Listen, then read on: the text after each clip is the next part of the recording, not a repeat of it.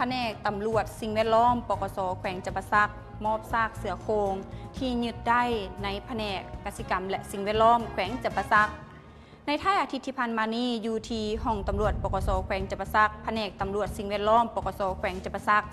ได้จัดพิธีมอบเสือโคร่งจำนวน1 ตัวที่ยึดได้ในค่ำวันที่12 กันยายน 2025ให้แก่แผนกกสิกรรมและสิ่งแวดล้อมแขวงจำปาสักซึ่งว่าเจ้าหน้าที่แมนได้ยึดมาจากรถกระบะยี่ห้อโตโยต้ารีโวสีขาว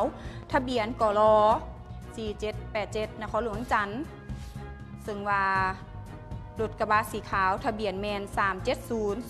3702765ป้ายเวียดนามซากเสือจำนวน1 ตัวน้ำหนัก133 กิโลกรัมและปืนสั่นยี่ห้อกอกสีทองจำนวน1 กระบอกพร้อมด้วยลูกปืนจำนวน10 ลูกกักตัวผู้ถูกหาทั้งหมดนี่แมน4 คนชื่อว่าเท่าสมใจเท่าภูมินเท่าเกืองวันเวียนและเท่าดังวันฟุกมาดำเนินคดีตามระเบียบกฎหมายขอขอบใจข่าวจากปกส.แขวงจำปาสักสารวัตรจุดทำลายยาเสพติดเฉลิมฉลองวันแห่งชาติต้านยาเสพติดครบรอบ24 ปีกองบัญชาการป้องกันความสงบแขวงสารวัตรจัดพิธีเฉลิมฉลองวันแห่งชาติต้านยาเสพติดครบรอบ24 ปีและพิธีจุดทำลายยาเสพติดในวันที่10 ตุลาที่ผ่านมานี้อยู่ที่วิทยาลัยครูสารวัตรโดยการเข้าร่วมของทานประเดิมพรสุนทนีรองเลขาพรรคแขวงประธานคณะกรรมการปกครองแขวงมีภาคส่วนที่เกี่ยวข้องผู้อาจารย์นักเรียนนักศึกษาเข้าร่วมทานพันเอกคำโก้พงคำหารห้องหัวหน้ากองบัญชาการปกส.แขวงได้รายงานว่าในระยะ1 ปีที่ผ่านมาเจ้าหน้าที่สามารถดำเนินคดีเกี่ยวกับปัญหายาเสพติดและสรุปส่งอัยการส่งฟ้องศาลตัดสินใส่ใดอย่างเด็ดขาดมีทั้งหมด186 เรื่องนักโทษ250 คนหญิง16 คนในพิธีครั้งนี้ได้จุดทำลายยาบ้าจำนวน 1,147,556 เม็ดยาไอ1 กิโลกรัมกับ15 ถุงน้อย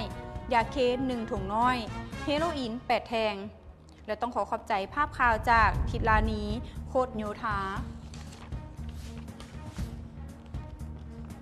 ระยะกักเกี่ยมบุญออกพรรษาปีนี้แขวงบ่อแก้วมีอุบัติเหตุที่ว่าเกิดขึ้นทั้งหมด2 กรณีตามการรายงานจากเจ้าหน้าที่ตำรวจจราจรแขวงบ่อแก้วได้ให้รู้ว่าในระยะกักเกี่ยมจัดงานบุญออกพรรษาปีนี้ระหว่างวันที่5 หาวันที่7 ตุลาได้มีอุบัติเหตุที่เกิดขึ้นตามท้องถนนหลวงมีรถบรรทุก22 ล้อต่ำกับรถกระบะวีโก้อยู่ที่โดยบ้านบ่อเล็กทางโค้งปากปอดซึ่งว่าเหตุให้พาหนะนั้นเปเสียหายใส่การบ่ได้ทั้ง2 คันส่วนว่าผู้ที่ว่าขับขี่รถบรรทุกเจ็บเล็กน้อยผู้ขับขี่รถกระบะวีโก้แมนบาดเจ็บสาหัสแขนขาหักและมีรถจักรต่ำกับรถจักรอยู่บ้านปากเฮ้าเหนือเมืองห้วยทรายมีขนาดเปเล็กน้อย2 คันมีผู้ที่ว่าได้รับบาดเจ็บเล็กน้อย1 คนทั้งพนักงานอาสาหน่วยกู้ภัยองค์การกระแดงแขวงบ่อแก้วได้มาปฐมพยาบาลในเบื้องต้นแล้วน้ำส่งไปที่ห้องหมอแข็งเพื่อปิ่นปัวสาเหตุที่พาให้เกิดอุบัติเหตุย้อนว่าขับขี่ประมาทขาดสติบ่ปฏิบัติตามกฎระเบียบจราจรขอขอบใจข่าวจากเงินหลงจิตภูวงศ์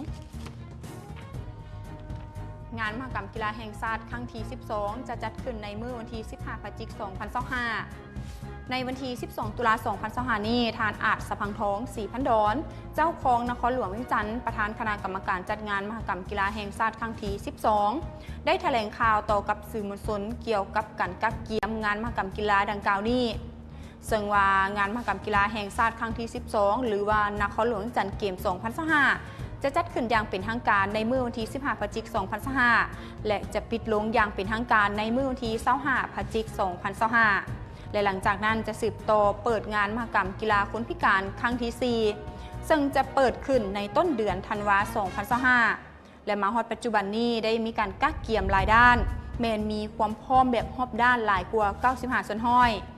และจะกวดกาความพร้อมรอบด้านอย่างครบถ้วนและสมบูรณ์ในมื้อวันที่30 ตุลาแม้นจะให้สำเร็จ100 ส่วนห้อยในมื้อเดียวกันได้เริ่มขบวนการแล่นทวนไฟจากสำนักงานปกครองนครหลวงจันทร์สู่เมืองสังทองซึ่งเป็นเมืองเริ่มต้นขบวนแห่ทวนไฟและต้องขอบใจข่าวจากขปล.ข คณะบริหารงานสาวหนุ่มแขวงคำมวลมอบเครื่องช่วยเหลือให้กับครอบครัวผู้ทุกข์ยากขัดเคินจำนวน3ครอบครัวอยู่ที่เมืองไซบัวทองในท้ายอาทิตย์ที่ผ่านมานี้คณะบริหารงานสาวหนุ่มแขวงคำมวลได้เคลื่อนไหวมอบเครื่องช่วยเหลือให้แก่ครอบครัวทุกข์ยากขัดเคินเมืองไซบัวทองซึ่งว่าน้ำโดยสหายนางเพชรสมรบุตรดาห้องเลขาคณะบริหารงานสาวหนุ่มแขวงคำมวลสหายนางพุทธาปุณธิราชคณะประจำพรรคเมืองประธานแนวลาวสั่งซาดเมืองสหายบัวละพาปานมณีกรรมการพรรคเมืองเลขาคณะบริหารงานสาวหนุ่มเมืองพร้อมด้วยคณะได้นำเอาเครื่องอุปโภคบริโภคมอบให้กับครอบครัวที่ว่าทุกข์ยากขัดเคินจำนวน3ครอบครัวอยู่ที่บ้านศรีวิไลและบ้านต่อเฮือเมืองไซบัวทองซึ่งว่าเครื่องที่นำมามอบประกอบมีข้าวสารเหนียว75กิโลกรัมปึ้มเขียน1ตับถุงดอกไม้1ถุงและเครื่องนุ่งห่มจำนวนหนึ่งซึ่งว่าในนั้นแม่ได้มอบให้กับครอบครัวแม่กระแตบ้านศรีวิไลครอบครัวนางต๋อมและก็ครอบครัวนางเบิดบ้านต่อเฮือเมืองไซบัวทองขอขอบใจข่าวจากคำมวลนิวเจ้าทำส่วนนี้ก็ได้ว่าเป็นข่าวสารต่าง